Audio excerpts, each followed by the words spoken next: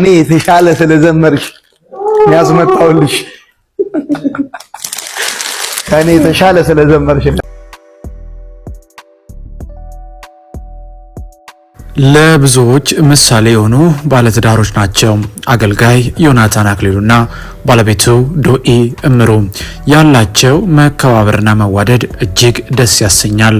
በአንድ ወቅት አገልጋይ ዮናታን አክሊሉ በአንድ ቴሌቪዥን ፕሮግራም ላይ ቀርቦ እስቲ ለባለቤት ዶኢ እምሩ ያለን ፍቅር ግለጽላት ተብሎ ተጠየቀ። እርሱም እንደዚህ ሲል መለሰ፣ እናቴ እኔን በጣም ትወደኛለች፣ ነገር ግን እንደ ዶኢ ወይም እንደ ባለቤቴ በፍጹም አትወደኝም። ባለቤቴ ለኔ ሁሉ ነገር ናት። ከእግዚአብሔር በታች እዚህ ለመድረሴ ትልቁን ድርሻ ትወስዳለች።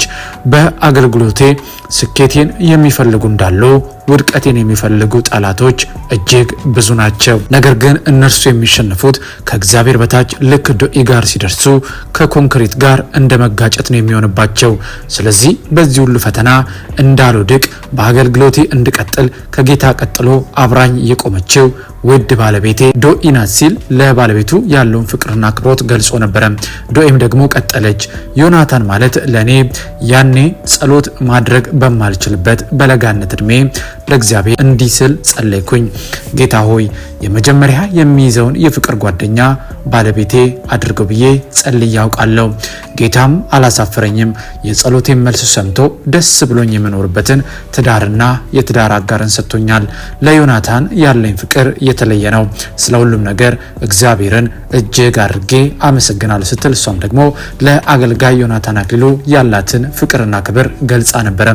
ታዲያ በትናንትናው ዕለት በአዲስ ካህናት ቤተክርስቲያን በተካሄደ የአምልኮ ፕሮግራም ከ3000 በላይ ሰዎች ነጭ በነጭ ለብሰው ጌታን ባከበሩበት የአምልኮ ድግስ ላይ ዮኒና ዶኢም በሰርጋቸው ዕለት የዘመሩትን ፀሐይ ብትወጣ በስተ ምስራቅ በኩል ሲመሽባት ደግሞ በስተ ምዕራብ ብትሆን ማንም አይገረምም በእንደዚህ ድርጊቷ ወግና ስርዓቷ ነው ከጥንት ፍጥረቷ የሚለውን በሰርጋቸው ዕለት የዘመሩትን ዝማሬ በትናንትናው ዕለትም ደግሞ አብረው በጋራ መድረክ ላይ ከኳይሮች ጋር ዘምሮ ነበረ።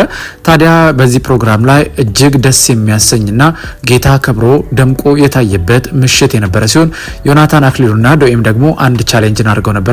መዝሙር እኮ ዘመረናል እኛ በሰርጋችን ዕለት አንተ ኪቦርድ እየተጫወትክልኝ እኔ ዘምሬዋለሁ። እኔ ኪቦርድ እየተጫወትኩ እኮ ታዲያ ስለዚህ አይከብድኝ። አይከብድም ወደንኳን አይከብድክም። ምን ያውን የፈለኩት ድምጽህን አሰምተህ መዘመርህን እዘምራለሁ። በትናንትናው ዕለትም እንግዲህ ዮናታን አክሊሉ ዶኢ አሸንፋለች በሚል እንግዲህ ሰርፕራይዝ አድርጓታል። እስቲ እሱን ቪዲዮ ተከታትለን እንመለስ። ከኔ የተሻለ ስለዘመርሽ ያስመጣውልሽ ከኔ የተሻለ ስለዘመር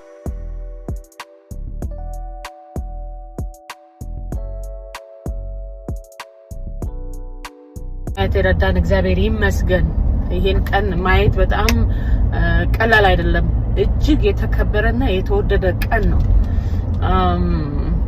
እና ይሄን እዚህ የሰጠን ቀን ላይ በዚች ባማረች ቀን ላይ ኢየሱስን ያማረውን ተግባሩን እና ፈቃዱን እንፈጽም ዘንድ እግዚአብሔር አምላክ ፈቃዱ ይሁን። የመጣንበትን ዓላማ እንድናስፈጽምለት እግዚአብሔር አምላክ ለመንፈስ ቅዱስ ቨዝሎቹ እንድንሆን በእኛ ላይ ሊሰራብንን የሚፈልገውን ነገር እንዲሰራ እሺ እንድንታዘዝ ይረዳን ዘንድ ፍቃዱ ይሁን። በጣም የተባረከ ሳምንት ይሁን። በማስተዋል ቀን ሲጨመርልን በማስተዋል ምክንያቱም የኛ የሆነ ነገር የለም። በጣም ነው የሚገርመው። አንድም የኛ የሆነ ነገር በምድር ላይ የለም። ምንም የተከበብን ብንመስል ባለን ገንዘብ የተከበብን ብንመስል፣ ባሉን ልጆች የተከበብን ብንመስል፣ በዘመድ ወዳጆቻችን የተከበብን ብንመስል እስቲ አስቡት። በደንብ እንድታስቡት እንድታሰላስሉት እፈልጋለሁ። ሁሉ ነገር ቀሪ ነው። ትተን ነው የምንሄደው። we leave everything behind in a blink of seconds እና ጌታ ኢየሱስ ክርስቶስ ከኛ ምንድነው የፈለገው? በውድ ዋጋው ሲገዛን ምን ፈልጎ ነው? ሰማያዊ ዜግነትን ሲሰጠን ለዘላለም ሕያዋን እንድንሆን ሲፈቅድልን እና ዋጋ ሲከፍልልን ምን እንድንሆን ነው? የማይረባውን የዓለም ሐሳብ ፈጽመን እንድንሄድ ነው? ርካሽ እንድንሆን ነው? ክፉ እንድንሆን ነው? በጥላቻ ውስጥ እንድንመላለስ ነው? ወይስ በማስተዋል እሱን በመምሰል እንድንመላለስለት ነው የሚፈልገው? እግዚአብሔር አምላክ የልጁን ፍላጎት የራሱን ፍላጎት እንድናስፈጽምለት መንፈስ ቅዱስ ከኛ ጋር ግዑዝ ሳይሆን ላይ የሚሰራ የሚሰማ የሚያይ አምላክ ነውና መንፈስ ቅዱስ ለሱ እሺ እንድንል ትራንስፎርም እንዲያደርገን ራሳችንን እንድንለቅለት የእግዚአብሔር አምላክ ፈቃዱ ይሁን።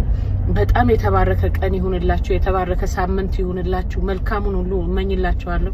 የእግዚአብሔር አምላክ ፍጹም ሰላሙ፣ ምህረት፣ ቸርነት፣ ርህራሄው፣ አባታዊ ፍቅሩ ከኔም ከናንተም ጋራ ይሁን። ተባረኩ፣ ተጠበቁ፣ ማስተዋል አይለየን። እንግዲህ ውድ የይሁ ሚዲያ ቤተሰቦች በዛሬው ፕሮግራማችን አገልጋይ ዮናታን አክሊሉና ዶኢ እምሩን በተመለከተ እንግዲህ እንደምታውቁት ትዳር ማለት በእግዚአብሔር ዘንድ እጅግ የከበረ ነገር ነውና የሁለቱንም ባለትዳሮች ወይም የሁለቱን ጥንዶችም ህይወት ለብዙዎች ምሳሌ የሚሆን ነው ብለን እናስባለን። እነሱም በተለያዩ ኢንተርቪዎች ላይ ያላቸውን ፍቅርና መከባበር ገልጸዋል። እንደዚሁም በትናንትናው ዕለት በአዲስ ኪዳን ካህናት ቤተክርስቲያን እጅግ ደስ የሚል አምልኮን በማስመልከት ሁለቱም ጥንዶችም ደግሞ በሰርጋቸው ቀን የዘመሩትን መዝሙር አብረው በጋራ በመዘመርም አክብረውታል።